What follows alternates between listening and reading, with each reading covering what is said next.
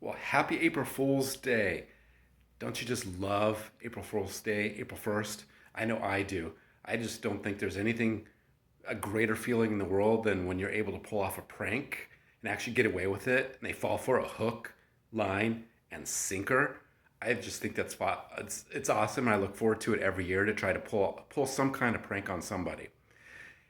However, it is extremely difficult to do that when you have been with someone for many, many years and they know you love to pull pranks, they know it's April 1st, it's April Fool's Day. It is extremely hard to pull off a successful prank. But I was able to do that 4 to 5 years ago on Kim, and it was awesome, and it almost backfired on me.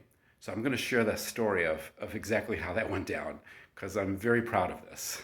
So, it, first of all, you have to understand that Kim loves animals. She loves animals more than she loves humans, right? So if an animal dies, it's the end of the world. If a human dies, okay, what happened to their animals? That's kind of the person that she is, and one of the reasons why I love her.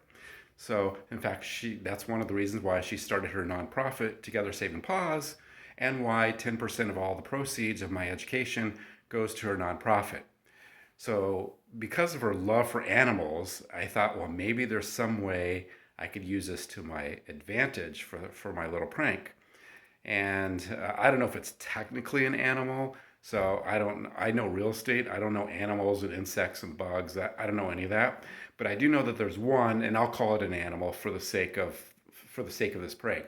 But I do know that there's one animal that Kim absolutely cannot stand. And if she could get rid of it over off the entire planet, she would do it in a heartbeat, and that's scorpions. She's deathly afraid of scorpions, and and she's paranoid of scorpions. And where we live in Phoenix, unfortunately, we have scorpions, and occasionally a scorpion will come into the house, and it just absolutely, positively freaks her out. So let me go back. This happened 4 to 5 years ago, and obviously it was April 1st on April Fool's Day, and she went to play once a month. There is this women on our HOA, and they go out and they have ladies' night, and they go play bunco.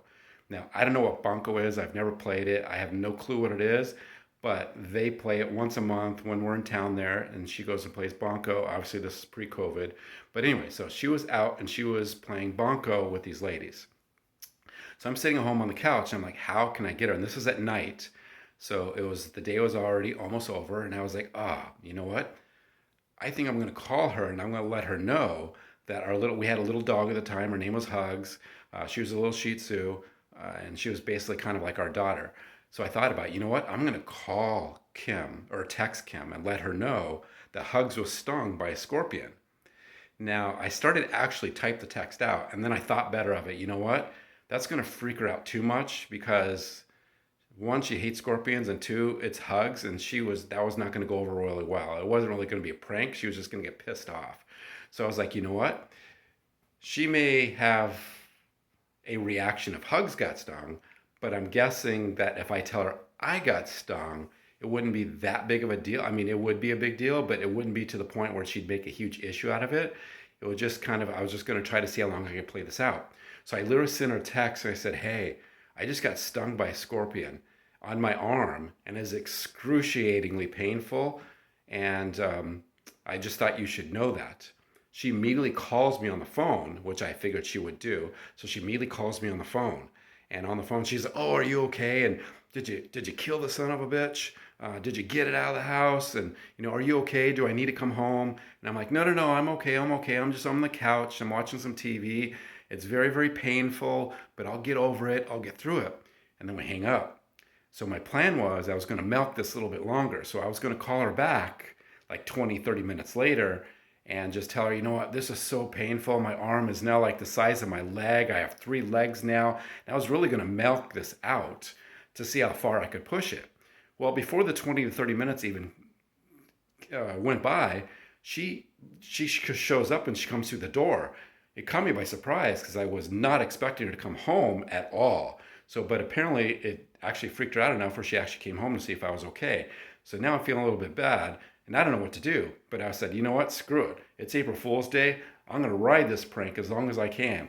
So she walks in the door, and I immediately, it's like, oh, I'm in so much pain. It hurts so bad. And I milk it for like 5 to 10 minutes. She's asked me all these questions. Well, where does it hurt? Is your upper arm? Where did you get stung? How did you get stung?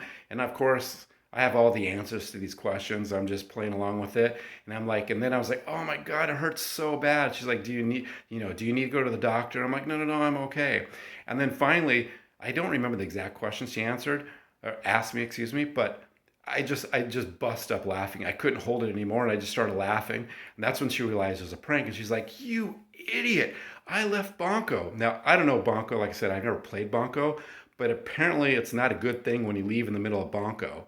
And so she wasn't. So then it really wasn't funny to her at the time. She was a little upset because she left the game of Bonko for this little prank. And she even called her girlfriends at Bunko to let them know what this was. And of course, they weren't very happy either. So they kind of let me know what they thought about the whole prank and the joke because I ruined their entire Bunko game. And those girls didn't let me forget about it for the next several months either. I was technically not allowed to contact Kim in any way, shape, or form on Bunko night for the next several months after that. So, but anyway, I got Kim really, really good, and I was very proud of myself because she fell for that hook, line, and sinker. We laugh about it today, and I've tried several other times to get her on other pranks, but I just haven't been able to. But that was the one time I was really able to get her, and I got her good. So anyway, so what do you guys think? Did I get her good? I think I did. Did I get her good, or did I go over the line? Or I don't know. Write in your comments below and let me know what you thought about my prank. And I got to figure out who am I going to get today, because every April 1st, every April Fool's Day, I try to get someone on a prank. I just got to figure out who it is. It's early. I'm going to figure it out, and I will get someone today.